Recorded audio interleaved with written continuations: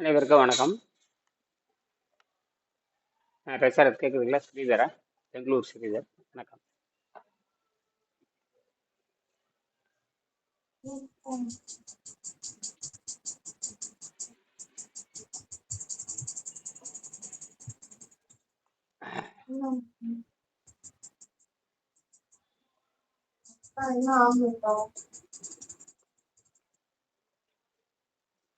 வணக்கம்.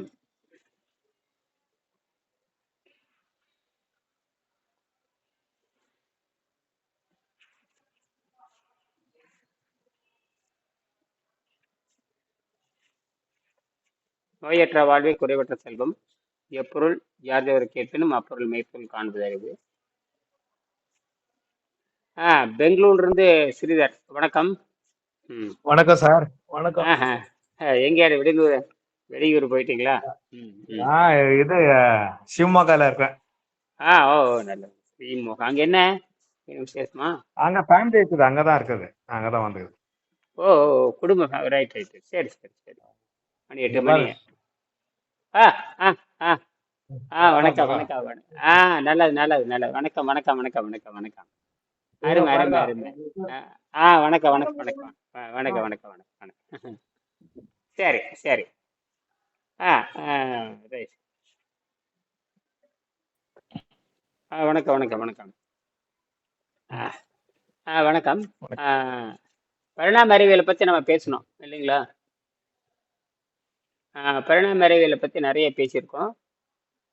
நோ அந்த பரிணாம அறிவியல் வந்து எது தொடர்ந்து முயற்சி பரிணாம அறிவியலை பார்த்தீங்கன்னா அந்த மரபணு மாற்றத்தினால அஹ், விலங்குகள் ஒரு குடும்பமே மாறிக்கும். ஆனால் மனிதனில் மட்டும் தனிப்பட்ட முறையில் மாறணும். மனிதன் மட்டும்தான் தனிப்பட்ட முறையில் மாறணும். விலங்குகள் வந்து தன் பரிணாமத்தில் மாற்றிருப்போம், இந்த மரபணுவில் கொண்டு வந்துடும். ஆனால் மனிதன் மட்டும்தான் தனி மனித முயற்சியில முன்னேறணும். அங்கதான் இயற்கை சிக்கல் வச்சிருக்குது, சரியான சிக்கல் வச்சிருக்குது. எல்லாருமே ஒவ்வொரு மனிதனும் தனித்து அப்பங்கிறது இயற்கை எவ்வளோ ஒரு திட்டமிட்டு பண்ணியிருக்குது பாருங்க. எல்லாரும் ஒரே மாதிரி ஒருத்தன் போனானே எல்லாம் பின்னாடி போற மாதிரில போக முடியாது. மேக்சிமம் என்ன அப்டேட் பண்ண முடியுமோ இயற்கை அப்டேட் பண்ணி வச்சிருச்சு. அதுக்கப்புறம் தனி மனித முயற்சி தான், வேற எதுவுமே கிடையாது அப்படின்றது தெரியுது. விலங்குகளுக்கு பாருங்க, அந்த மரபணுவிலே மாறிவிடும். புலிக்கு பிறந்து புலியாத்தான் இருக்கும், பூனைக்கு பிறந்தது பூனையாத்தான் இருக்கும். ஆனால் மனிதன் மட்டும் பூனையா பிறந்தவ புலியா மாற முடியும். அதாவது அந்த மரபணு வீரியத்தை கூட்டி தனி மனித முயற்சியில் அவங்க வர முடியும். அதான் இயற்கை சரியான ஆப்பு வச்சிருச்சு. அதனாலதான் அங்க இயற்கை என்ன பண்ணுதுன்னா, இதை முயற்சி பண்ணாதவன சாகடிச்சிருது. முயற்சி பண்ணவனுக்கு இந்த விருப்பத்தில் சாவு. இந்த விருப்பத்துல சாவு வருதுங்கிறது அந்த 30 வயசா 32 வயசா 40 வயசா அப்படிங்கிறது தான். அதனாலதான் இயற்கையை வந்து மனிதனுக்கு தனி மருத்துவங்கிற ஒரு பட்டத்தை கொடுக்குது. அதாவது மற்றவங்களாம் பார்த்தீங்கன்னா மருத்துவம் சொல்லி உலகத்தை ஏமாத்திட்டு இருக்கானுங்க. அறுவை சிகிச்சை பண்ணாலும் நோயை குணமாக்க முடியாது. ஒரு மனிதன் நோய் வந்து அவங்களோட தான் சாகணும். அவன் பசின்னு ஒண்ணு இருக்குது. அந்த பசிங்கிறது ஒரு பெரிய, அது இத்து போன சமாச்சாரம். ஆனா மனம் தான் என்ன ஒண்ணு வேணும்னே தூண்டிக்கிட்டே இருக்கும். பசிக்கெல்லாம் ஒரு மரியாதை கிடையாது. பசிக்கு வந்து ஒரு குழந்தையா இருந்தா மரியாதை கொடுக்கலாம். குழந்தையா இருந்தா மரியாதை கொடுக்கலாம். ஆனால் 15 வயசுக்கு மேலே இருக்கிறவங்களுக்கு மரியாதை கொடுக்க முடியாது. அவங்க சாதாரண உணவை தின்னு தின்னு தின்னு தின்னு அவங்க தற்கொலை பண்ணிக்கிறாங்க. அதான் விஷயமே. அதனால இயற்கை ரொம்ப தெளிவா இருக்கு. அதனால வந்து ஒவ்வொரு மனிதனுக்கும் சொந்த மருத்துவரா இருக்குது பாருங்க. சொந்த மருத்துவரா மாறுது. ஆனா மனிதன் மட்டும், ஆனா விலங்குகள் மட்டும் இதுல பாத்தீங்கன்னா, விலங்குகள் பார்த்தீங்கன்னா தனக்கு சொந்த மருத்துவம் பண்ணிக்குது. மனிதன் மட்டும் வந்து அடுத்தவனுக்கு மருத்துக்கிட்டும் போறான். ஒரு மானக்கேடான பழப்பு. விலங்குகள் பறவைகள் தனக்கு சொந்த மருத்துவரா இருக்குது. ஒரு நாய் வந்தா கூட தன் நாய் குணமாக்குது, எந்த மருத்துவருக்கு நாடி போறதில்லை. ஆனா மனிதன் மட்டும்தான் அடுத்தவன் நாடி போறான். இது அடிப்படையிலே தப்பு. இயற்கை எப்படியெல்லாம் அவனை வந்து ஏமாத்துது பாருங்க. பயங்கரமா திட்டமிட்டு அந்த மாடு, அந்த ஒரு பசுவுக்கு கூட வந்து தனக்கு உடம்பு சரியில்லை அப்படின்னா அது என்ன புல்ல போய் சாப்பிட்டா அதுக்கு தனக்கான வைத்தியத்தை தானே பார்த்துக்கும் அப்படின்னு சொல்லிட்டு அந்த நோய் கூட தன்னாவே சரி செய்திருக்கக்கூடிய அறிவு வந்து நாய்க்கு, அனைத்து ஜீவராசிகளுக்குமே அது தெரிஞ்சிருக்கு பாருங்க. ஆமா ஆமா. மனிதனுக்கு தான் பாத்தீங்கன்னா வந்து எக்ஸ்டர்னலா ஒரு நபர் தேவைப்படுறானா அப்படின்ற அறிவு இல்லாம நம்ம வந்து நோக்கி போக மாதிரியா சூழ்நிலை. ஆமா ஆமா. அதுதான். அதனாலதான் நாம் இதை பேச வேண்டியதா இருக்குது. அப்ப இயற்கை சூழ்ச்சி பண்ணி போது அந்த வழி மட்டும் சொல்லலாம். அதாவது அதனால தான் அறிவுரை. அதனால திருவள்ளுவர் திருமலர் பார்த்தீங்கன்னா அறிவுரை மட்டும் தான் சொன்னாங்க. அறிவுரை அறிவுரை சொல்லிட்டு நீங்க செய்து பார்க்க சொல்லிட்டு போயிட்டாங்க. இந்த இப்படி இப்படிலாம் செஞ்சு பாருங்க அப்படின்னு. அப்ப இந்த கருத்து வடிவத்தையும் சொல்லிட்டு செய்கின்ற வடிவத்தையும் சொல்லிக் கொடுக்கறது தான் ஆசிரியருடைய வேலை. கருத்து வடிவத்தையும் சொல்லிக் கொடுக்க வேண்டும், செய்முறையும் சொல்லிக் கொடுக்கணும். அதனாலதான் மருத்துவம் அத்தனை தோல்வி அடைஞ்சிருச்சு. அப்ப மருத்துவமே தப்புன்னு ஆக போகுது. மருத்துவம் வந்து உயிரை திருப்பி தர போறது இல்ல. மருந்து மருந்து இயமனை போட மருந்து இயமனை போட கொலை செய்யும் அப்படிங்கறதுதான் பரிணாம அறிவியல். அதாவது திருவள்ளுவர் எழுதினார். உற்றவன் தீர்ப்பான் மருந்து உழை செல்வான் என்று அப்பால் நாள் கூற்றே மருந்து. கூற்றுனா யமன் அர்த்தம். கூற்றுனா வகைன்னு எழுதியிருக்காங்க. அடிப்படையே தப்பு. இந்த தமிழர்கள் வந்து இப்படி கூறுகட்டு போனாங்கன்னு தெரியவே இல்லை. ஆசிரியர்கள் தான் கூறுகட்டு போயிருக்காங்க. கூற்று என்று சொன்னால் அது யமனும் பொருள். இன்னொரு கூற்று அப்படின்னு சொன்னால் வகைன்னு ஒரு கூற்றுனா அது வந்து கூற்றுனா அது வந்து யமன் தான். இந்த கூற்று அப்படிங்கிறது யமன்னு வரும். அத கூத்த பிரான் அப்படின்னு சொல்லி இந்த கூற்று பிரான்னு வராது, கூத்தன் தான் வரும். கூத்தன் அப்படிதான் வரும். வல்லினம் தான் அது பேர் வல்லினம் மிகுந்து இருக்கிறது அந்த இடத்துல. இப்ப வல்லினம் மிகுந்து இருந்தாவே வலிமையான செய்தின்னு அர்த்தம். அதே போல இவங்க கூறுன்னு தனியா சேர்த்திட்டாங்க. அது இந்த பொழிப்புரை ஆசிரியர்கள் வந்து தவறாகவே கூறு என்பது வேறு கூற்று என்பது வேறு. அடிப்படையே தமிழர்கள் தப்பு பண்ணியிருக்காங்க. அது தமிழாசிரியர்களே வேணும்னே தப்பு பண்ணியிருக்காங்க. ஒரு சாதாரண உரையாசிரியர்கள் அதாவது சாதாரண பார்க்குற பார்வைக்கும் ஒரு தமிழ் புலமை மிக்க ஒரு ஆசிரியர் வந்து கூற்றை வந்து கூறுன்னு எப்படி போடலாம்? அறிவு கட்ட முண்டங்கள் 1000 ஆண்டுக்கு முன்னாடி இப்போ அறிவு கட்ட முண்டங்களா தமிழர்கள் இருந்திருக்காங்க, அது தமிழ் ஆசிரியர்கள் இருந்திருக்காங்க. அந்த ஒரு ஆசிரியர் பண்ண தப்பின் காரணமாக அதுக்கு பின்னாடி அத்தனை பேரும் தப்பு எழுதிட்டாங்க. கூற்றுன்னு எழுதுறத கூற்றுன்னு அழகா எழுதியிருக்காரு திருவள்ளுவர். இவன் கூறுன்னு எழுதுறான். அறிவே வேண்டாமான்னு கேட்குறேன். எவ்வளோ ஒரு மானங்கட்ட பொழப்பா தமிழ் உரை ஆசிரியர்கள் தப்பு பண்ணியிருக்கான் பாருங்க. அதான் பாரதி சொல்லுவார். பாரதியார் என்ன சொல்லுவார்னு கேட்டீங்கன்னா, ஆசிரியர்கள் தவறு செய்தால் ஐயோ வென்று போவான் அப்படின்னு எழுதியிருப்பாரு. அப்ப எவ்வளவு ஆழ்ந்த நோக்கு நமக்கு தேவை. ஆழ்ந்த புலமை நமக்கு தேவை. ஆழ்ந்த நோக்கும் ஆழ்ந்த புலமை இல்லைன்னா அதுதான் இந்த பரிணாம அறிவியல் அப்படித்தான் சொல்லுது.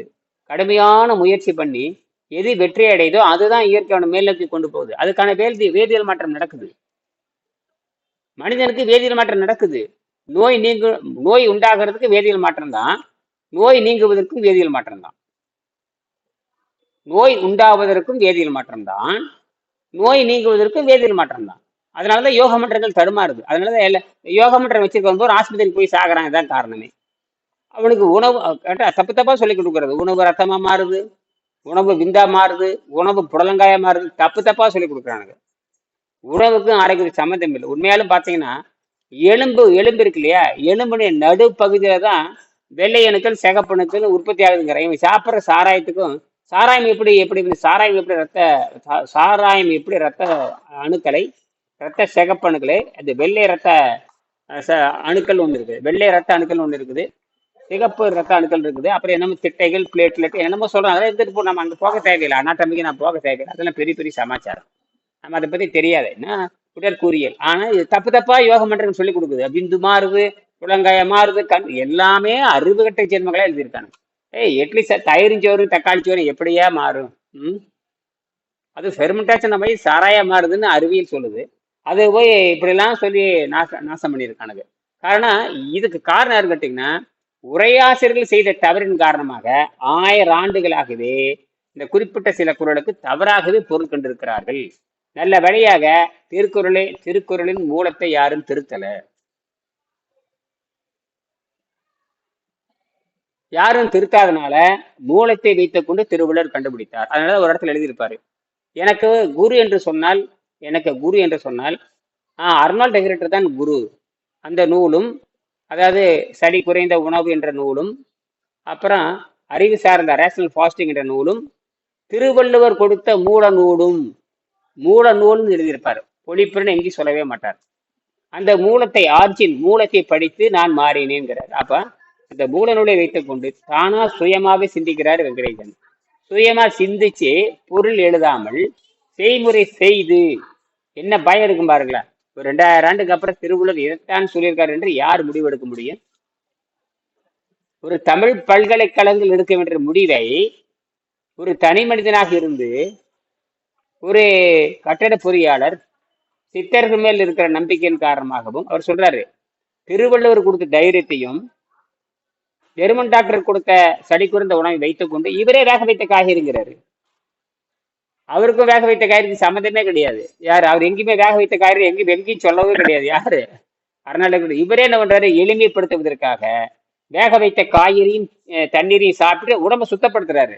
அதுதான் மலிவாக்கி இருக்காரு பாருங்க. 10 பைசா செலவில்லை. அவர் சொல்றது கூட பல செலவு இருக்கு.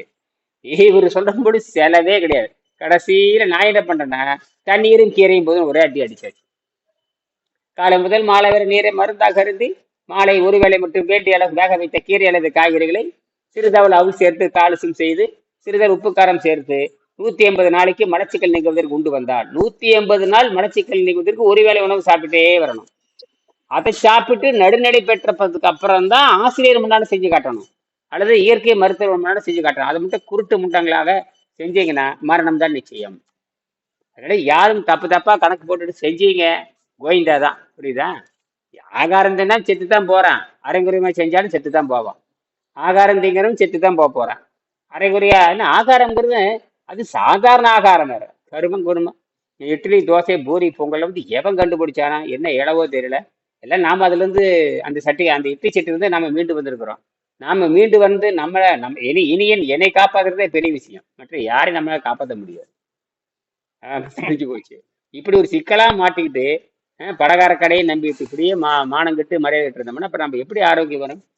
எங்கேயும் ஆரோக்கியமே கிடையாது. பலகாரத்தை சாப்பிட்டு எப்படி ஆரோக்கியம் வரும்? பலகாரம் ருசி பொருள். ருசி பொருளுக்கும் ஆரோக்கியத்துக்கு என்ன சம்பந்தம்?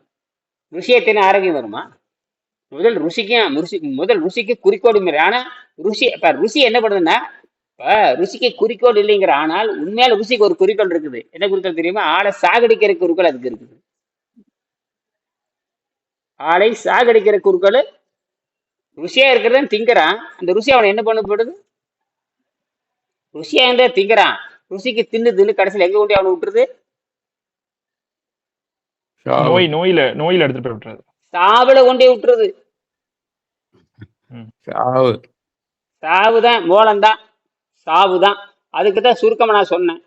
அப்புறம் மாவு, அப்புறம் நோவு, அப்புறம் சாவு. இந்த மூணையும் சேர்த்தி பாருங்க. மாவு நோவு சாவு. மாவு திங்கிறத நோவு வரும், நோவு வந்தவுடனே சாவு வரும். சரியா? ஆக இதுதான் மாவு நோவு சாவு. அதனாலதான் இயற்கை என்ன பண்ணுதுன்னா, நம்ம ருசியை வைத்துக்கொண்டு நம்மளை சாகடிக்குது. அப்ப அந்த ருசியை கடந்து வருகின்ற தன்மை வந்து வெள்ளைக்கார முண்டங்களுக்கு கிடையாது. வெள்ளைக்கார முண்டங்கள் சொல்லக்கூடிய பாடத்தை வைத்துக் கொண்டும் வெள்ளைக்காரன் சொல்லக்கூடிய இந்த ஊட்டச்சத்து பேசுறவன் பாரு, அவனும் அப்படித்தான். உலகத்துக்கு எடுத்து ஊறக்கு எடுத்து அவனை விட மோசமானவன் இந்த ஊட்டச்சத்து படிச்சுட்டு வர்றான் பாருங்க. அவன் அடிக்கிற புரடைன்னா எக்கச்சக்கமான புரடை. அவனே நோவில் தான் ஜாகிறான். ஊட்டச்சத்து நிபுணர்கள் அத்தனை பேரும் சொறி பிடிச்சிதான் ஜாகிறாங்க. நாங்கிட்ட ஊட்டச்சத்து நிறுவனம் ஒரு 2000 ஆண்டு உயிரோடு இருப்பான்னு பார்த்தா அவனும் நோய் பிடிச்சி நொடி பிடிச்சி கடைசியில சொறி சேரங்கு வந்து சக்கரை நோய் வந்து மூட்டை வலி வந்து சாகிறான். அதை ஆரோக்கியத்தை பேசுகின்ற அந்த யோக மார்க்கத்தில் பேசுகின்ற யோக மார்க்கம் கடுமையான ஆசனங்கள் போடுகின்ற அந்த அவர்களுக்கே உங்களுக்கு மூட்டு வலி முழங்காலி வருகின்ற பொழுது இந்த சாதாரண உன்னை பரிந்துரைக்கிற இந்த முண்டங்களுக்கு நோய் வராம என்ன பண்ணும்? ஒரு நண்பருக்கு வாத நோய் வந்திருக்கு. 2 நாளைக்கு பேசினாரு. ஒரு நண்பருக்கு வாத நோய் வந்திருக்குதுங்க. யாருக்கும் நண்பருக்கு பரிந்துரைத்தாரு. சொன்ன என்ன விஷயம்னு கேட்டேன். இந்த மாதிரி எங்க நண்பருக்கு வாத நோய் வந்துருச்சுங்க அப்படின்னாரு. அந்த வாத நோய் வந்தோடனே கடுமையான வாத நோய் வந்து ரத்த கசிவு, அதாவது ரத்த கசிஞ்சு போச்சு. உடனே கைகால் இழுத்துருச்சு. அப்புறம் மருத்துவர் சொல்லிட்டாங்க இதுக்கெல்லாம் மருந்து மாத்திரையே இல்லை அப்படின்னு. அப்புறம் என்ன பண்றாங்க, பிசியோதெரபி போயிருக்காங்க. அதாவது கை கால் நீ வர. நான் சொன்னேன் உள்குற்றம் ஏற்பட்டுருச்சுமா, உள்குற்றம் ஏற்படுறதுக்கு மருந்தே கிடையாதுங்கிறான். நீ வெளியே என்ன போட்டு நீ விட்டு எப்படி நல்லா இருக்கும்னு கேட்டேன். இது படிச்சவங்களுக்குள்ளே இப்ப பைத்தியகாரத்தனமா இருந்தா என்ன பண்ண முடியும்? நான் நல்லா படிச்சிருக்காங்க அவர். நான் சொன்னேன் என் மருந்தே இல்லைங்கிறான், நீ போய் வெளியே போய் நீ விட்டு இருக்கிறீங்க. பிரச்சனை உள்ள மூளை ரத்த கசிவு. வணக்கம் வணக்கம் வணக்கம் வணக்கம்.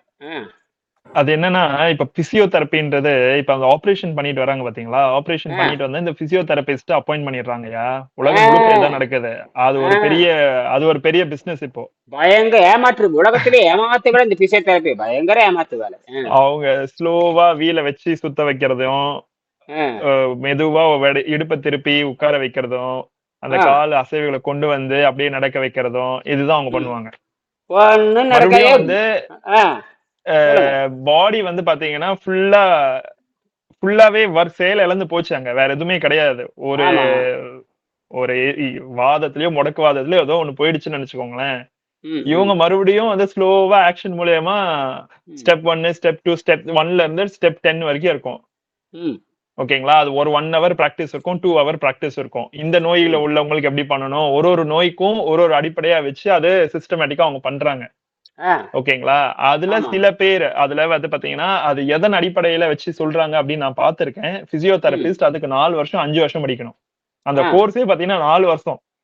வாசம். ஆ, ஆ, ஆ, ஆ. அது ஒரு பெரிய படிப்பு அது இங்க. அது பெரிய விதமா போயிட்டு இருக்கு நானு. ஆனா இப்ப நீங்க சொல்ற மாதிரி பாத்தீங்கன்னா, உள்ள குற்றம் வைத்துக்கொண்டு வெளிய ம், என்ன பண்ண முடியும் அதுல? எப்படி அத ம். கொண்டு வர முடியும்? அப்படின்றத முடியவே நானும் முடியாது. யோசிக்கிறேன் நானு. அது இல்ல டாப் நானும் அத பத்தி இன்னும் படிக்கலைங்கயா. ஆனா இது ம், இருக்குன்னு தெரியும். இது உலகமெங்குல இப்ப இந்தியாலும் வந்துருச்சு அது. இந்தியாலயும் ம், பிசியோதெரபிஸ்ட் இருக்காங்க. ம், பிசியோதெரபிஸ்ட் பாத்தீங்கன்னா, இந்த ஆப்பரேஷன் பண்ணவங்களுக்கும் சரி, முடக்குவாதம் எல்லா வாதமும் பட்டவங்களும் சரி, மெயினா இந்த கிரிக்கெட் விளையாடுறாங்க பாத்தீங்களா? ஸ்போர்ட்ஸ். அவங்களுக்கு அடிபட்டுடுச்சுன்னா, மறுபடியும் அவங்கள சரி பண்றதுக்கு காலு சுளுக்கு, இடுப்பு சுளுக்கு, இந்த ஸ்பைனல் கார்ட் வந்து இந்த ஸ்லிப் டிஸ்க்ன்னு சொல்றாங்க பாத்தீங்களா? அதுக்கு இது எல்லாத்துக்குமே பாத்தீங்கன்னா, ஒரு ஒரு விதமா வந்து எல்லாமே அந்த பிசியோதெரபிஸ்ட் இருக்காங்க. எல்லாம் ஆனா ஏமாற்று இப்ப வேலை. என்னன்னா, எல்லாம் ஏமாற்று. ம். குற்றம் வந்து உடம்புல தானே இருக்கு. உணவுல தானே உள்குற்றம், இருக்கு. உள்குற்றம், உணவு குற்றம், உள்குற்றம். உள்குற்றம் ஏற்பட்டுருச்சு. உள்குற்றம் ஏற்பட்டு வந்ததுக்கு வெளிய எப்படி சரி செய்வேன்னு கேட்கிறேன். என்ன ஏமாற்று வேலை இது? இந்த அறிவே இல்லையாத மருத்துவர்களுக்கு என்னடா கொடுமையா இருக்கு. உள்ள ரத்தம் கசிஞ்சு போச்சு. உள்ள சீல் உடைஞ்சு போச்சு. ரத்த குழாய் உடைஞ்சு மூளை திட்டையாகி போச்சு. ரத்தம் உறைஞ்சு போய் நரம்புடத்தை பாதிச்சிருச்சு. அங்க இருக்க சிக்னல் எதுவும் வரமாட்டேங்குது. மூளையில இருந்து சிக்னலே கீழே வரணும் இல்லையா? சிக்னல் வரல. இந்த சமிகை chemical signal, electrochemical signal வரணும். அது நின்று போச்சு. அப்புறம் கையங்காலத்துக்கு வழிதான் பிடிச்சி ஆள் சாவான். ஒண்ணும் நடக்காது. தினம் தினம் 1000 ரூபாய் ஃபீஸ் கட்டிட்டு இருக்க வேண்டியதுதான். சாகிற வரைக்கும் கட்டி அப்புறம் அப்படியே சாக வேண்டியதுதான். அதை ஒழுங்கா வந்து அந்த அந்த பிசு பிசுப்பா வெளியே இருக்கணும்னா நீர் பயிற்சி பண்ணி கரைச்சி எடுத்து சளி பூரா சளி தான், வேற ஒன்றும் இல்லை. சளி கொழுப்பு எல்லாம் கரைச்சி எடுத்தாங்கன்னா அது தானாகவே சரியாயிரும். தண்ணீர் உள்ள போய் இந்த ஃப்ளூயிடு கரெக்ட் பண்ணு, ட்ரை ஆயிரும் அவங்களுக்கு. ஃப்ளூயிடு, மூளையில் இருக்கிற ஃப்ளூயிடு, மூளையில் இருக்கிற தூய தண்ணீரில் தான் அந்த தினம் வந்து 150 மில்லி 200 மில்லி அந்த அது தண்ணி உற்பத்தி பண்ணிக்குதுங்கிறான். என்ன ஆச்சரியமா இருக்கு. எது எது வேணுமோ அது உற்பத்தி பண்ணிக்குதுங்க. இவன் என்னமோ கதை விடுறானுங்க எல்லாருமே. என்னடா கொடுமை கொடுமை. ம். அப்ப இந்த அந்த உற்பத்தி அந்த மூலப்பொருளாகிய தண்ணிய மட்டுமே நம்ம குடுத்துட்டு வந்தா, அதுவே எல்லாத்தையுமே சரி செய்யுது அப்படின்றத நம்ம இங்க புரிஞ்சுக்கணும். தண்ணி ஆமா மட்டுமே போதும். ஆமா. நைட்ரஜன் புரோட்டீன் 15 வயசுக்கு மேல உணவு கிடையாதுங்க. யாருக்கும் உணவு தேவையில்லை 15 வயசுக்கு மேல. அது மாறிடுது. நடமாடும் தாவரத்தை போல மாடி விடுகிறது. ஆனா தாவரம் பிறக்கிறதுல இருந்து அது தாவரமா தான் இருக்கு. மனிதன் மட்டும்தான் பிறக்கிறப்ப விலங்கா பிறந்து மனிதனா மாறி யோகியா மாறி நடமாடும் தாவரமா மாறி விடுகிறான். நடமாடும் தாவரம் மாறவனுக்கு பேரு தான் யோகின்னு பேரு. மொபைல் பிளான்ட் இஸ் ஏ யோகி, அவ்வளவுதான். Mobile plant is a man, அவ்வளவுதான். அது தன் பரிணாமத்துல பாருங்க, அது ஒரு தாவரம் பரிணாமத்துல மனிதனா மாறிடுது. இதுதான் மரம் தான் மனிதனாக மாறி இருக்கிறது. எப்படி இருக்கு? மரம் தான் என்னவா மாறி இருக்கு? மரம் தான் ம். மனிதனாக மாறி இருக்கிறது. நான் ஒவ்வொரு வகுப்புலையும் சொல்லியிருப்பேன். பரிணாம அறிவியல் அடிப்படையில் புழுதான். இப்ப புழுவை பத்தி பேசுறீங்க. புழு இருக்கிற ஆமா ஜீன் இன்னைக்கு ஆ, இன்னைக்கு அந்த போட்டோ போட்டிருந்தேன். அந்த போட்டோலயே ஃபுல்லா போட்டிருக்காங்க. வேற அப்படியே ஒன்னொன்னா மாறிக்கிட்டே கடைசியில வந்து குரங்கா மாறி குரங்குல இருந்து அப்படியே மனுஷன் வர்றதாங்க. அது ஆமா. இந்த டார்வின் முன்னாடி அதுக்கப்புறம் கிடையாது. இன்னைக்கு அந்த போட்டோ கண்டுபிடிச்சு எடுத்தேன் நானு. ஆ, எடுத்த உடனே ஒரு அது- செல்லுல இருந்து அப்படியே வருது. ஃபுல்லா ஆ, வந்துருச்சு அந்த போட்டோ. ஆ, அப்ப எல்லாம் ஃபுல்லா. புழுதான் அப்புறம் அதுக்கப்புறம் ஆர்கன், சிங்கிள் செல் ஆர்கன் பூரா அது போய் பச்சை தாவரத்துக்கு போயிரு கரெக்டா வருது. அப்ப புல்லாகி பூடாகி பூச்சியாகி புல்லாகி பூடாகி பூச்சியாகி புழுவாகி பூச்சியாகி அப்புறம் வந்து ஊர்வனவாகி அப்புறம் வந்து அப்படி சொல்லிடலாம். ஊர்வனவாகி அப்புறம் பறவையாகி அப்புறம் விலங்காகி அப்புறம் மனிதனாகி அப்புறம் தேவராகி அப்புறம் கணங்களாகி முடிஞ்சு போச்சு. தேவர்னா யாரு தெரியும்? பசி தாக்கத்தை கட்டுப்படுத்தணும் தேவர். நம்ம தாபதர்னு பேரு. வேலை முடிஞ்சு போச்சா? ம். வேற அதாவது அதனால் அது போக இன்னொன்னு ஒரு இது எழுதிட்டு பாருங்க. மூளையினுடைய வேகம் படுபயங்கரமான வேகமாக மாறிவிட்டது. இப்ப பாத்தீங்கன்னா எலக்ட்ரான் ஜம்ப்னு சொல்லுவாங்க. எலக்ட்ரான் வந்து ஆர்பிட்னு சொல்லுவாங்க. எலக்ட்ரான் நியூட்ரான் புரோட்டான் பத்தி நம்ம 5ஆம் கிளாஸ் 6ஆம் கிளாஸ் 7ஆம் கிளாஸ் படிச்சிருப்போம். அது பாத்தீங்கன்னா வட்டம் அடிச்சுட்டு இருக்கோம். இப்ப என்ன கண்டுபிடிக்கிறாங்க? எலக்ட்ரான் வந்து குதிக்கிறப்ப ஒரு குதித்தல்ங்கிறான். ஜங்குன்னு 2வது வளையத்துக்கு போகுதுங்கிறான், 3வது வளையத்துக்கு போகுதுங்கிறான், 4வது வளையத்துக்கு போகுங்கிறான். திடீர்னு அங்கிருந்து கீழே குதிக்கிறான். அதே மாதிரிதான் இப்போ சமீபத்துல ஒரு ஆராய்ச்சி நடந்தது. ஒரு மனதை வைத்துக்கொண்டு கணக்கு போட அதுதான் போடுறேன். மனதை வைத்து கணக்கு போடுகின்ற முறை வந்து யார் வேகமா கணக்கு போடுறான்னு கணக்கு போடுகின்ற பொழுது ஒரு பிரான்ஸ் நாட்டை சேர்ந்த ஒரு கணக்கு தெரிஞ்ச என்ன பண்ணாரு கேட்டீங்கன்னா, ஆனா 24 டிஜிட் என்ன நினைக்கிறேன் அதுல பாருங்க இருக்கும். 24 அந்த எழுதி பார்த்தா 24 எண்கள் வருது. இந்த 24 எண்கள் வரக்கூடிய கணக்கை வந்து 72 வினாடியில போடுறாரு. ஆனால் அதே நேரத்துல கணிப்பொறி எடுத்துக்கொண்ட நேரம் பார்த்தா 82 வினாடி. அப்ப கணிப்பொறி விட அது கணிப்பொறி பார்த்து லைட் ஸ்பீட்ல வேலை செய்யுது. அந்த லைட் ஸ்பீட்ல இந்த மூளை வேலை செய்யுங்கிறான். என்ன சொல்றாங்க, இது குவாண்டம் பாய்ச்சல்ங்கிறான். குவாண்டம் பாய்ச்சல், குவாண்டம் ஜம்ப். நீங்க சொல்றீங்களா ஜம்ப்னு, அந்த மாதிரி என்ன சொல்றாங்க விஞ்ஞானிகள், இது வந்து பயங்கரமான அடுத்த ஜம்புக்கு போகுதுங்கிறான். வளர்ச்சின்னு சொல்றதை விட ஜம்பாயே குதிச்சு போங்கிறான். இப்ப வெட்டுக்குழி பாத்தீங்கன்னா தடக்குன்னு ஒரு குதிக்கும். தப்புன்னு பாத்தீங்கன்னா அடையாளமே தெரியாம ஒரு இடத்துல போய் விழுகும். ஒரு எறும்பு போச்சுன்னா அடையாளம் தெரியும். வெட்டுக்கிளி குதிச்சு போச்சுன்னா அடையாளமே தெரியாது. எறும்பு போன அடையாளம் தெரியும், மனிதன் பாதையில போன அடையாளம் தெரியும். வெட்டுக்குழி குதிச்சு போச்சுன்னா அடையாளம் தெரியுமா? தெரியாது. அதுதான் அதுதான் நாமம், அதுதான் மூளை ஜம்புங்கிறான். அது சொல்றான், இது குவாண்டம் பாய்ச்சல், குவாண்டம் ஸ்பீடுங்கிறான். குவாண்டம்னா நினைத்து பார்க்க முடியாத பிரம்மாண்டமான வேகம். சரி, அதுவும் பரிணாமம். அது என்ன சொல்றான், அது பரிணாம அறிவியல் தான். என்ன அறிவியல்? அப்ப பசிதாகத்தை கட்டுப்படுத்தி மனிதன் தாவரமாக மாறுகிறான்ங்கிறது எவ்வளவு சாதாரணமான உண்மை. இது வெள்ளைக்கார முண்டங்களுக்கு புரிகிற வரைக்கும் நம்ம போராடி முதல் நம்ம புரிஞ்சுக்குவோம். அதனால எல்லாத்தையும் தூக்கி எறிஞ்சிட்டு ஒழுங்கா ஒரு வருஷம் பாடத்திட்டத்துல சேரணும். எல்லாருமே சேர்ந்து ஒழுங்கா முதல்ல வகுப்புல சேரணும். அப்புறம் வந்து பாடத்திட்டத்தில் சேரணும். இப்போ ஒருத்தர் பண்ணிட்டு இருக்காங்க, அருணா. அவங்க எங்க காலையில வந்தாங்க. அவங்க குழந்தை வச்சிருக்கிறனால கொஞ்சம் சிரமமா இருக்குது. வரணும், ஒரு நாளைக்கு 2 வகுப்பு 3 அவங்களுக்கு கடுமையாக நீ வேலை கொடுக்கணும். முதல்ல அவங்க படிச்சு அவங்க கேள்வி சுந்தர் கேள்வி கேட்குற மாதிரி கேட்க வைக்கணும். ஒரு மாணவர் சேர்ந்திருக்காரு. அவர் ஏதோ தெய்வராஜ்யாங்கம் கொஞ்சம் சிரமமா இருக்குது, குடும்பம் கொஞ்சம் ஏதோ இருக்கு. எல்லாத்துக்கும் இயல்பு தான். எல்லாம் மாட்டிக்கிறாங்க. எப்படி மாட்டுறாங்கன்னு தெரிய மாட்டேங்க. எல்லாம் படிச்சவங்களா இருக்காங்க, ப்ரொஃபஸரா இருக்காங்க. கடைசியில பத்தி எங்கேயோ ஒரு இடத்துல மாட்டிக்கிட்டு சிக்கி சீரழிகிறாங்க. கஷ்டமா தான் இருக்கு. எல்லாரும் விடுதலை அடைவாங்கன்னு பார்த்தா என்னடா கருமாந்திரமா இருக்கு. சரி, விடுதலை அடைகிறவங்க வரட்டும், வரட்டும், போறது போகுது. சரி, அப்ப பாத்தீங்கன்னா 31ஆம் பாடம் எடுத்து படிங்க. 31ஆம் பாடம் 31ஆம் பாடம் 184 பாருங்க. சாப்பிடாமல் வாழும் அதிசய மனிதர். அப்படியே படிங்க. இலவச இணைப்பு 11/3/2007. பிரியாணி சாப்பிடுறீங்களா? வேண்டாம். கொஞ்சம் அல்வாவாவது சாப்பிடுகிறீர்களா? அதுவும் வேண்டாம் என்று சொல்லும் ஹீரா ரத்தன் மணிக் உணவு சாப்பிடுவதில்லை. 12 வருடங்கள், அதாவது 4000 நாட்களுக்கும் மேலாக இவர் எதுவுமே சாப்பிடுவதில்லை. எனக்கு சிறிதளவு சூரிய பிரகாசம் மட்டும் போதும், அதுதான் என் அன்றாட உணவு என்று சொல்கிறார் இந்த அதிசய மனிதர். 1995ஆம் ஆண்டு ஜூன் மாதம் 18ஆம் தேதி நான் கடைசியாக சாப்பிட்டேன். சரியான சாப்பாடு அன்றோடு சாப்பிடுவதை நிறுத்திவிட்டேன். இப்போது எனக்கு சாப்பாடு தேவையில்லை. தண்ணீர், இளநீர் குடிப்பேன், காபி, டீ பருகுவேன், அவ்வளவுதான் என்கிறார் வெகு இயல்பாக. மணிக் இப்போது பூரண ஆரோக்கியத்துடன் இருக்கிறார். அதற்கு இவர் சூரியனுக்கு நன்றி சொல்கிறார். 12 வருடங்களுக்கு முன்பு வரை இவருக்கு சாப்பிடுவது என்றால் கொண்டாட்டம் தான். மனைவி விமலா நிறைய உணவுகளை பரிமாறுவார். அதையும் சாப்பிட்டு விட்டு மீண்டும் கேட்டு வாங்கி சாப்பிடுவாராம். ரசகுல்லாவும் ஜிலேபியும் இவருக்கு ரொம்ப பிடித்தமானது. ஒரே நேரத்தில் 1 கிலோ ஸ்வீட்டை சாப்பிடுவாராம்.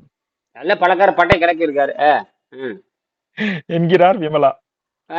நிறைய சாப்பிட்டு கொண்டிருந்தவர் திடீரென்று முழுமையாக உணவை விலக்கியது ஏன்? நான் மெக்கானிக்கல் இன்ஜினியரிங் படித்திருக்கிறேன். 100 வருடத்திற்கு முன்பே எங்கள் குடும்பம் குஜராத்தில் இருந்து கோழிக்கோட்டிற்கு வந்தது.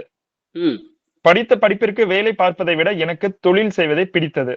1962இல் தொழில் ரீதியாக பாண்டிச்சேரிக்கு சென்றேன். ம், அங்கிருந்து அன்னையை சந்தித்தேன்.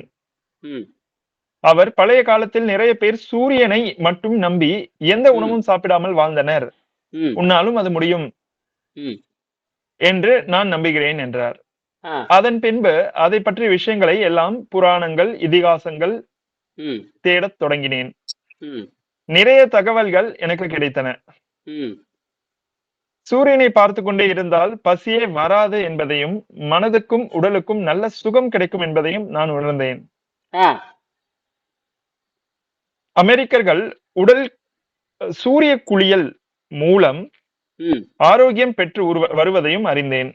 ஆ, அதனால் நாமும் சூரிய சக்தியை பயன்படுத்தலாம் என்று முடிவு செய்தேன் ஆ, என்றார் மேனக். ம், முதலில் இவர் மனைவி விமலாவிடம் சென்று இனி நான் ம், சாப்பிட மாட்டேன் என்று கூறியிருக்கிறார். ம், மனைவி பயந்து போய் நீங்கள் சாப்பிட்டுத்தான் ஆக வேண்டும் என்று கூறியிருக்கிறார். ம், உடனே மேனக் மிரட்டத் தொடங்கியுள்ளார். ம், நான் இங்கு உண்ணாவிரதம் இருக்க நீ சம்மதிக்காவிட்டால் நான் ம், ஹரித்வார் போய் அங்கு உண்ணாவிரதம் இருப்பேன் ம், என்று இருக்கிறார். ம், கண் காணாத உறவில் பட்டினி கிடைப்பதை விட இங்கே நம் கண் முன்னாலே சாப்பிடாமல் இருக்கட்டும் என்று விமலா விட்டுவிட்டார். ம், முதலில் 211 நாட்கள் கோழிக்கோட்டில் உண்ணாவிரதம் இருந்தார். ம், பின்பு அகமதாபாத்தில் 411 நாட்கள் உண்ணாவிரதம் இருந்தார். சரி. பல்வேறு டாக்டர்கள் கண்காணிப்பில் இந்த உண்ணாவிரதத்தை மேற்கொண்டார். ம், அந்த காலகட்டத்தில் அவர் மனைவியை கூட 3 மாதத்துக்கு ஒரு முறைதான் சந்தித்தார். ம், அதுவும் மனைவியால் அவரை ஒரு மணி நேரம் மட்டுமே சந்திக்க முடிந்தது. ம். அப்படியே இவருடைய பசியற்ற பயணம் தொடர்ந்தது. இதுதான் முக்கியம். பசியற்ற பயணம் தொடர்ந்தது. ஆ, வெகு காலம் இவர் உண்ணாமலே இருந்ததால் இவரை அபூர்வ மனிதராக சர்வதேச பல்கலைக்கழகங்கள் அங்கீகரித்தன. ம், அமெரிக்காவில் உள்ள புகழ்பெற்ற பல்கலைக்கழகங்கள் இவரை ம், அங்கு அழைத்தன. ம், நரம்பியல், மனோதத்துவம், யோகா, ஆயுர்வேதம், ம், அக்குபஞ்சர் ம், போன்ற பல்வேறு துறை பிரபலங்கள் இவரை ஆராய்ந்தனர். ம், விண்வெளிக்கு ஆட்களை அனுப்பும்போது அங்கு அவர்களுக்கு உணவு தருவதும் இயற்கை கழிவுகளை வெளியேற்றுவதும் பெரிய பிரச்சனையாக இருந்தது. ஆ, மேனக் போல் சூரிய சக்தியை உணவாக்கினால் விண்வெளிக்கு சென்று ஆட்கள் தங்குவது எளிதான காரியம் ஆகிவிடும். ம், அதனால் நாசா விண்வெளி ஆய்வு மையம் மேனக்கை ம். புளோரிடாவில் உள்ள கென்னடி ஸ்பேஸ் சென்டருக்கு அழைத்தது. ஆ, அருமை. அவர் அங்கு சென்று விண்வெளிக்கு செல்கிறவர்களும் சூரிய சக்தியை உணவாக்கலாம் என்று கூறியிருக்கிறார். ஆ, இவர் தெரிவித்த கருத்துக்களை பற்றி விஞ்ஞானிகள் ஆய்வு செய்து வருகிறார்கள்.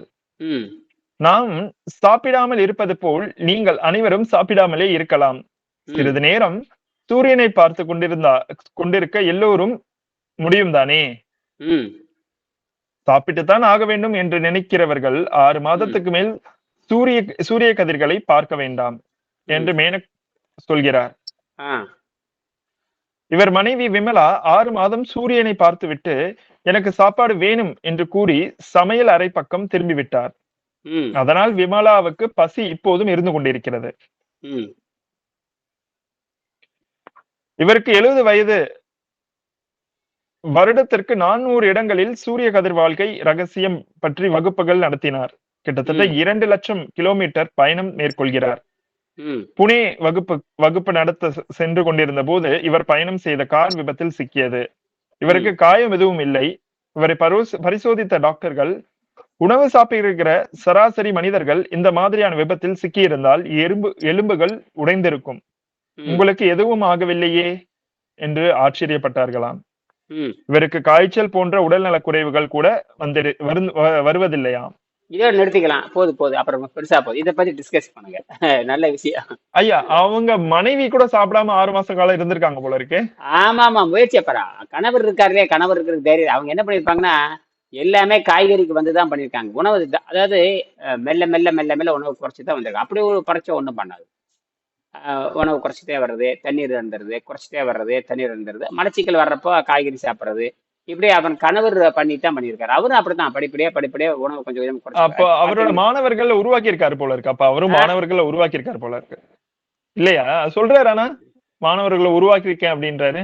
கிளாஸ் எதுக்கோ எடுத்ததா? பண்ணியிருக்காது, ஒருத்தரையும் காணும். அதான் விஷயம். ஒருத்தரையும் காணுமே. அவரு இப்ப அவர் முக்தி அடைஞ்சிட்டாரு, அவர் முக்தி அடைஞ்சாச்சு. அப்புறம் அந்த பிரகலாத ஜானி, அவரும் அப்படித்தான், அவரும் முக்தி அடைஞ்சிட்டாரு.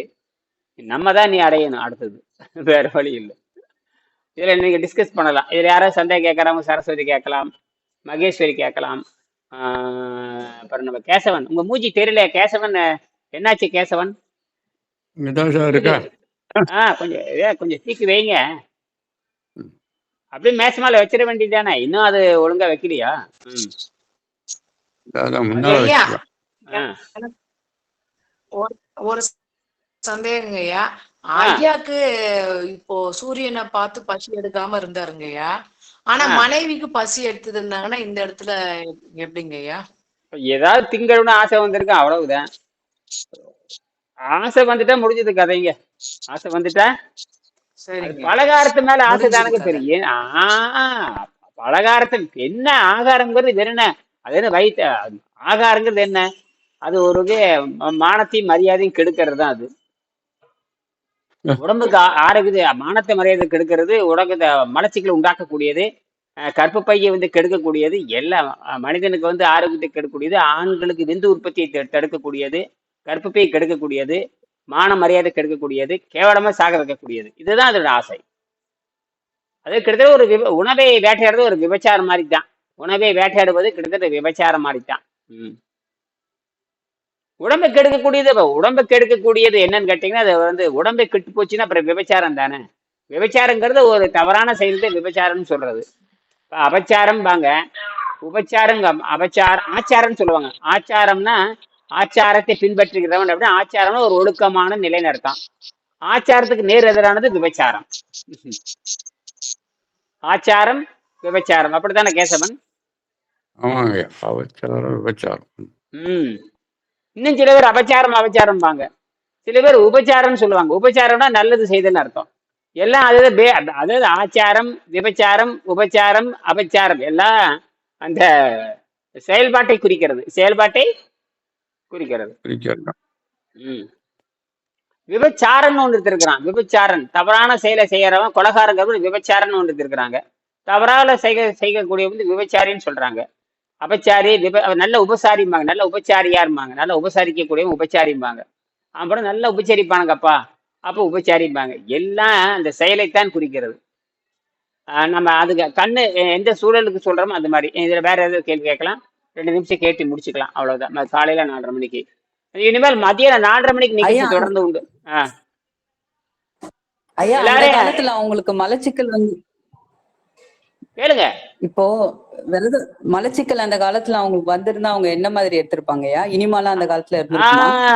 வஸ்தி வஸ்தி வஸ்தி வஸ்தி அதுக்குதான் பாத்தீங்கன்னா ஒட்டியானம் சொல்லுவாங்க. ஒட்டியானம், நவடி ஒட்டியானம், நவடின்னு சொல்லுவாங்க, ஒட்டியானம் சொல்லுவாங்க. தண்ணீரை குடித்து குடல் அசைக்கப்படும், நான் கூட அசைக்க முடியும். அல்லது வஸ்தின்னு சொல்லக்கூடிய இந்த குழல் இருக்கு இல்லையா, குழல், நாணல் குழல்லாம் பயன்படுத்தியிருக்காங்க, மெல்லிய நாணல் குழல் பயன்படுத்தியிருக்காங்க. பயன்படுத்தி இந்த ஒட்டியானம் செய்து இந்த மலச்சிக்கலை போக்கியிருக்காங்க. 2வது கீரை சாப்பிட்டு மலச்சிக்கல் போக்கிடுவாங்க. அதுக்கு தான் இந்த கீரை, தண்ணீரும் கீரை. இந்த தண்ணீரும் கீரை, அதுக்கு நாம என்ன பண்ணிட்டோம்னா, ஆரம்பத்துல தண்ணீரும் கீரையை சாப்பிட்டு ஒரு 150 நாள் செஞ்சு அந்த உடலடை கவனிச்சுட்டே நடுநடை பெற்ற உடல். தண்ணீரும் கீரை சாப்பிட்டா நடுநடை, தண்ணீரும் கீரை சாப்பிட்டு வந்தா நடுநிலை பெற்ற உடலா மாறி, உள்ள இருக்க அமிலம் காரம் எல்லாம் வெளியே போய் மூளை தெளிவாகி நரம்பெல்லாம் போய் சும்மா ஆரோக்கியத்தை, பயங்கரமா ஆரோக்கியத்தை கொடுக்க ஆரம்பிச்சிடும். நீர் சுத்தமாகறப்ப ஆரோக்கியம் பயங்கரமா வந்துடும். இது தெரியாம யார் செஞ்சாலும் இந்த கல்லூரியில சேராம, இப்ப குருகுல கல்லூரின்னு கொண்டு வந்து, ஏற்கனவே நான் யோக மருத்துவ குருகுல கல்லூரின்னு பேர் வச்சேன். யோக மருத்துவ குருகுல கல்லூரின்னு 15 வருஷத்துக்கு நான் பேர் வச்சேன். என்ன பேர் வச்சேன்? யோக மருத்துவ குருகுல கல்லூரின்னு பேர் வச்சேன். நெட்ல அப்படியே எழுதுனேன், நான் தைரியமா எழுதினேன். வீட்டுக்கு முன்னாடி பெரிய போர்டு வச்சிருந்தேன். ஆனா ஒருத்தர் கூட திரும்பி பார்க்கல. இப்பதான் ஏதோ வைத்தியம் பண்ணணும், அதுல காசெல்லாம் வந்துச்சு. இப்ப என்ன பண்ணணும், மாணவர்களை உருவாக்கியே தீரணும் அப்படின்னு முடிவு பண்ணியிருக்காரு. அது 10 மாசம் கோர்ஸா மாத்தி விட்டேன். ஒழுங்கா செஞ்சா கட்டணம் கம்மி, ஒழுங்கா செய்யலன்னு கட்டணம் அதிகம். நீ ஆஸ்பத்திரிக்கு போய் 2 லட்சம் கொடுக்கறத விட எனக்கு கொடுத்துட்டேன்னு நான் உனக்கு காப்பாத்திடுவேன். 100 வருஷத்துக்கு செலவு கிடையாது. இதுல செலவுனா 100 வருஷம் கிடையாது, 100 வருஷத்துக்கு செலவும் கிடையாது. இதை நீ சொல்லிக் கொடுத்து பொருளும் மீட்டலாம், வேற தொழிலும் செய்யலாம், அல்லது பிறகு சொல்லித்தரலாம். அது உங்க இஷ்டம். சொல்லி தந்தாலும் சரி, சொல்லிட்டு தராலும் சரி, பொருள் சம்பாரிச்சா பொருள் ஆனா நோயற்ற வாழ்வு குறைவற்ற செல்வம், அந்த செல்வம் உனக்கு வந்துடும். அதாவது மிகப்பெரிய வைரம் உங்களுக்கு கிடைச்சிடும். என்னது மிகப்பெரிய வைரம் உனக்கு கிடைச்சு. ஒரு வைரம் கிடைச்சிடும். ஒழுக்கமுறை ஒரு ஒழுக்கமுறை ஒழுக்கமுறை வைரம். நீங்க நினைச்சீங்கன்னா நீங்க பலகாரம் சாப்பிடக்கூடாது கிடையாது. நீங்க இட்லியும் பலகாரம் தான், போண்டாவும் பலகாரம் தான். நீ தின்னு போட்டு மறுபடியும் ஒரு நாள் 2 நாள் நீ வந்து சுத்தப்படுத்தினீங்கன்னா சரியா போச்சு, ஆசையும் போயிடுது. அது மனதை வந்து ஒழுங்கு பண்ண மாதிரி இருக்கும், ஆசையும் தீர்ந்துடும். ஆசையை அனுபவிச்சு ஏன்னா தீர்த்தரலாம். அந்த அறிவியலை கத்துக்கலாம். அந்த அறிவியலை கத்துக்கிட்டு நமக்கு வந்து ஒரு அனுபவம் வச்சுக்கிட்டோம் அப்படின்னா அதுக்கப்புறம் அந்த அறிவியலை நமக்கு வேண்டிய காலத்துல நமக்கு உதவி செய்யும். அதான் சுந்தர் கூட, பொறியாளர் சுந்தர், அவர் அரசு பொறியாளர் தானே, கவர்மெண்ட் என்ஜினியர் தான். அவர் வந்து 29 நாள் சக்கர நோயை காணா போச்சே. ஆஹ். இது வரைக்கும் ஒரு 50,000 நன்கொடை கொடுத்துருக்காரு. பரவாயில்ல, நிறைய பேர் நன்கொடை கொடுத்துருக்காங்க. இருக்கட்டும். கடைசியில் நேற்று என்ன பண்ணியிருக்காரு, நண்பர் வீட்டுக்கு போய் ஏதோ நிகழ்ச்சிக்கு போயிருக்காரு. சாதாரண உணவு சாப்பிட்ருக்காரு. 2 கிலோ ஏறி இருக்கு. காலையில் பேசும்போது ஐயா நான் மாட்டி குறைக்க ஆரம்பிச்சுட்டாரு. அவரே சொல்றாரு குறைக்க ஆரம்பிச்சுட்டேங்கன்ட்டாரு. ரைட் பூத்து அவரே குறைக்க ஆரம்பிச்சுட்டார். சரியா போச்சு. ஒரு பொறியாளருக்கு புரிஞ்சு போச்சு. ஓ, ஏத்திக்கலாம் இறக்கிக்கலாம் தெரிஞ்சு போச்சு. இப்படித்தான் சுதந்திரம். அப்ப உங்களை சாப்பிடக்கூடாதுன்னு சொல்றதுக்கு யாரும் ஆணையிட முடியாது, சாப்பிடுன்னு சொல்வதற்கு யாரும் ஆணையிட முடியாது. நீங்கள் உங்கள் உடம்பை நீங்கள் சுத்தப்படுத்திக் கொள்ளலாம். மீண்டும் பழைய வாழ்க்கைக்கு நீங்க இந்த தவறான வாழ்க்கைக்கு போக முடியாது. நன்கு சுத்தப்படுத்தி கொண்டவர்கள் மீண்டும் கீழான நிலைக்கு, இந்த கீழ் மக்கள் நிலைக்கு வரமாட்டாங்க. சரி, முடிச்சுக்கலாமா? எல்லாரும் என்ன பண்றீங்கன்னா, அந்த காலை நீர் மருத்துவம் எல்லாத்துக்கும் வந்துருங்க. வாட்ஸ்அப்ல ஒரு தகவல் மட்டும் தான், காலை நீர் மருத்துவத்துக்கு மட்டும் வந்துருங்க. இருக்குதான்னு பார்த்துக்குங்க. அதில் மட்டும் தகவல் கொடுக்குறேன். அதில் வந்து ஒரு 300 பேர் இருக்கிறாங்க. அதே மாதிரி டெலகிராமில் வந்து விண்வெளி மருத்துவம் இருக்குது. விண்வெளி நீர் மருத்துவம், விண்வெளி மருத்துவம் டெலகிராம், அதில் வந்துருங்க. அதுலேயே தகவல் பரிவாயிருக்கலாம். அதுவே போதுமானது. நான் அனுப்புகிற செய்தியில் தயவுசெய்து எல்லாரும் படிங்க. படிச்சுக்கிட்டு என்ன பண்ணுறீங்க, இந்த பெருவரில் போட்டு வணக்கம் போடுங்க. ஏன்னா அனுப்புகிற செய்தி எல்லாரும் படிக்கணும். இப்போ நிறைய இன்னைக்கு செய்தி போட்டிருக்கேன். அவர் பேர் நிறைய செய்தி போட்டிருக்காரு. எல்லாம் டெலகிராமை பயன்படுத்துங்க எல்லாருமே. இப்போ நீ கூட இவர் இந்த மகேஸ்வரி டெலகிராமில் அனுப்பிச்சிருந்தீங்க, பார்த்தேன். ஒருத்தர் எக்ஸசைஸ் பண்ணி செத்து போனாங்க பார்த்தீங்களா, அதையும் பார்த்தா. அது எப்போ நடந்ததுமா? நேற்று முந்தானத்தா எக்ஸசைஸ் பண்ணி 2 பேரும் செத்து நேத்து நடந்திருக்குங்க ஐயா. காட்டு மிராண்டிகள். புரியுதா? நேற்று நடந்திருக்குங்க. பாருங்களேன், காட்டு மிராண்டி சொல்லி முடிக்கிறதுக்குள்ள செத்து போயிட்டானுங்க ஐயா. சொல்லி முடிக்கிறதுக்குள்ள செத்து போயாச்சு. நேற்று அதோட விவாதம் போச்சு. அப்புறம் கடைசியில் அதை ஆராய்ச்சி பண்ணி பார்க்கறப்ப, அதாவது முதல்ல வந்து உணவே விஷம்னு புரியணும். பசியே விஷம்னு புரியணும். பசியே வந்து ஆளை சாகடிக்கும். பசிங்கிற விஷம், பசிங்கிறது 3 வகையான விஷம்னு புரிஞ்சுக்கணும். அதனாலதான் அந்த விஷத்தை கீழே இழுத்து விடுறது. எதுக்கு பசிங்கிற விஷத்தை கீழே இழுக்கிறோம்னா, காய்கறி பழங்கள் மட்டும்தான் இந்த விஷத்தை கீழே இழுத்துட்டு போயிடும். எங்க? இறப்பை தாண்டி, சிறுகுடல் தாண்டி, பெருங்குடல் தாண்டி அது அங்க போயிடும். மற்ற சாதாரண உணவு சாப்பிடும் பொழுது பசி அங்கேயே வச்சுக்கும். எங்க வச்சுக்கும்? வயிற்றுலேயே பசி வச்சிரும். சிறுகுடலை சேர்த்திரும், பெருங்குடலை சேர்த்திரும், மடக்குடலை சேர்த்திரும். தங்க வச்சு திங்க வச்சு அவனை சாகடிச்சிரும். சரியா? அப்ப எல்லாரும் அது படிங்க. அது மாதிரி நீங்களும் தேடுங்க, புது செய்திகளை தேடுங்க. உடம்பு எப்படி இருக்குதுன்னு தேடுங்க. பரிணாம கொள்கையை 5 கொள்கை அனுப்பிச்சிருக்கேன் பாருங்க, டார்வினோட. அதுக்கப்புறம் இன்னொரு கொள்கை இருக்குது. இவான் பாவ்லின்னு ஒரு விஞ்ஞானி, அவர் ரஷ்ய நாட்டை சேர்ந்தவர். அவர் வந்து பசி தாகத்தை எப்படி கட்டுப்படுத்துறதுன்னு ஆராய்ச்சி பண்ணினார். நாய்களுடைய பசியை எப்படி கட்டுப்படுத்துறதுன்னு ஆராய்ச்சி பண்ணி, நாய்களுடைய பசி தாகத்தை கட்டுப்படுத்துற மாதிரி மனிதனுக்கும் அது பொருந்தும் அப்படின்னு ஒரு ஆராய்ச்சி பண்ணாரு. நமக்கும் பசி இருக்குதே இல்லையா, அது ஆராய்ச்சி பண்ணி அப்பவே நோபல் பரிசு வாங்கினார். இவான் பாவ்லேவ்னு போட்டா வரும். இவான் பாவ்லேவ் டாக் எக்ஸ்பெரிமெண்ட்னு போட்டு பாருங்க. இவான் பாவ்லேவ் ரஷ்யன் சயின்டிஸ்ட், அவர் நோபல் பரிசு வாங்கினார். அவர் உலக புகழ் பெற்றது. அவர் தான் சொன்னாரு, இதை பார்க்கறதுனால தான் பசி வருது, பழைய பதிவுனால தான் பசி வருது. பசிங்கிறது ஒரு பழைய பதிவுங்கிறார். பசிங்கிறது அப்ப பார்த்து அவர் சொல்றது பொண்ணு பார்த்தா ஏதோ ஒரு பதிவு. அது புழுவிலிருந்து வந்தது, பூச்சியிலிருந்து வந்தது, பாம்பிலிருந்து வந்தது, விலங்கிலிருந்து வந்தது, மனிதனுக்கு வந்துருச்சு. அது வந்தாலே மனிதனுக்கு சாவு உறுதி. அது 15 வயசுக்கு மேல சுரக்கவே கூடாது. அதே தாவரமா மாறிடுவோம் முழுக்க. பாருங்க, தாவரம் என்ன பண்ணுதுன்னு கேட்டீங்கன்னா, தாவரம் தான் வந்து புழு உற்பத்தி பண்ணுது. அப்படியே உற்பத்தி பண்ணு 50 கோடி 60 கோடி ஆண்டுக்கு அப்புறம் 50 மில்லியன் ஆண்டுகளுக்கு அப்புறம் அப்படியே கடைசியில் மனுஷனா. அப்ப தாவரம் என்னவா மனுஷன் மனுஷனா மாதிரி பசியை வச்சு ஏமாத்துது. பசி நீ வென்றாதான் நீ இஷ்டப்படி சாக முடியும். அதாவது இந்த யோக சமாதின்னு சொல்லக்கூடிய ஆக்னின்னு சொல்றாங்களே, என்ன சொல்றீங்க? ஆக்னையா கடைசி எங்க மேல சகசரநாமமா என்னது சொல்றீங்க? சகசிராரம். சகஸ்திராரம் துரியம் சொல்லுவாங்க. சகசிராதாரம். அப்ப சகஸ்திராசாரம் சொல்லுவாங்க. 1008 இதழ்னு வேற சொல்றீங்க. என்ன இது 1008 இதழாமா அப்படின்னு சொல்லுவாங்க. 1008 இதழ் அங்க மேல இருக்குங்கிறாங்க. 1008 ஆமா இதழ். 1008. ஆ. ஆமா நாம என்ன சொல்றோம் கேட்டீங்கன்னா, கண்ணுக்கு தெரியாத தொலையின் வழியாக தொலையின் வழியாக அந்த ஆற்றல், அந்த ஆன்மா, அந்த உயிர் எந்த பதிவும் இல்லாமல் வெளியே போய் விடுகிறது. பதிவோட பேச்சுன்னு சுத்திக்கிட்டே இருக்கும். அது மட்டும் இல்ல, அந்த போட்டான் விண்வெளி எங்கும் பரவிடும். ஒரே போட்டான் தான். அந்த ஒரே போட்டான் விண்வெளி எங்கும் பரவிடும். நமக்கு இருக்கிறது ஒரே போட்டான் தானுங்க. பல போட்டான்லாம் கிடையாது. ஒரே போட்டான் தான் உடம்பெங்கும் பரவி இருக்கு. எதுவும் ஆயிரக்கணக்கான போட்டான் கிடையாது. ஒரே போட்டான் தான். ஒரே போட்டான் தான் பல்வேறு துகளாக காட்டுது. ஆச்சரியமா இருக்கு. உண்மையில குவாண்டம் பிசிக்ஸ் படிச்சீங்கன்னா எப்படி குவாண்டம் பிசிக்ஸ் என்ன சொல்றான்னு குவாண்டம் பிசிக்ஸ் என்ன சொல்றான்னு கேட்டீங்கன்னா, ஐயா இங்க ஒரு சந்தேகம் ஐயா, இங்க ஒரு சந்தேகம். இப்ப நம்ம உடம்புக்குள்ள நிறைய ஜீவராசி, நிறைய திங்ஸ் இருக்கு இல்லையா? அப்ப அதுக்குள்ளயும் ஒரு போட்டான் இருக்கும் இல்லையா? எல்லாம் இரண்டு துகள் தாங்க. அதான் ஒரு மலைத்துளி எடுத்துட்டீங்கன்னா இப்படி வச்சுக்கலாமா? ஒரு மலைத்துளி எடுத்துட்டீங்கன்னா ஒரு 1,00,000 கோடி துகள் உள்ள இருக்குது. அதே தான் இந்த போட்டானுக்குள்ள 1000 வடிவம் இருக்குது. அவ்வளவுதான். மொத்தத்துல ஒரு போட்டான் தான் அது. அப்படித்தான் இது நிரூபிக்கணும். என்ன நிரூபிக்கிறது? இவ்வளவு இதுக்கு மேல என்ன இருக்குது? அந்த போட்டான் தான். அது ஒற்றையா இருந்தானே தனியா இருந்தானே இப்படித்தான் இருக்க முடியும். அது எதையும் உறுதி செய்ய முடியாது. அது விசித்திரமான பண்பு. அந்த போட்டான் எப்படி? அந்த போட்டான் பாத்தீங்கன்னா அந்த ஆப்டிக்கல் ஃபைபர் கேபிள் தான் அது போட்டான்ல போகும். போட்டான் எப்படின்னா ஆப்டிக்கல் ஃபைபர் கேபிள் தான் போகும். மேக்னெட்டிக் தன்மை இருக்கிறது தான் போகும். அப்படி வேற இருக்கு. அப்ப உடம்புல பார்த்தா மேக்னெட்டிக் இருக்கு. தெரிஞ்சு போச்சு. எப்படியாவது விளையாடுது. அப்ப இப்படி விளையாடுது. கடைசியில அது பாருங்க எல்லாம் ஒண்ணு சேர்ந்து இது வழியாக போகுது பாருங்களேன். அப்ப ஏற்கனவே இந்த கெமிக்கல் ஏற்கனவே டிசைன் ஆயிடுச்சு. இப்ப கண்ணுடைய செத்து போனா பாத்தீங்கன்னா வாயை பொழுது சாவான், கண்ணை திறந்து சாவான். இதுல புலன்கள் வழியாக போறதுன்னு அர்த்தம். யோகிகளுக்கு உச்சியின் வழியாக போகும். அதுதான் வித்தியாசமே இருக்கு. சரியா? மீண்டும் காலை 4:30 மணிக்கு சந்திப்போம். அனைவரும் படிச்சுட்டு வாங்க. புது புது எல்லாரும் விடாத மனப்பாடம் பண்ணுங்க. 47 பாடத்தை மனப்பாடம் பண்ணுங்க. மனப்பாடம் பண்ணி இனிமேல் பாடத்திலிருந்து கேள்வி கேளுங்க. நான் இடையில ஒரு பொதுவா பேசுவேன். நான் தான் திருப்பி அங்கேயும் பேசிக்கிட்டே இருக்கிறேன்.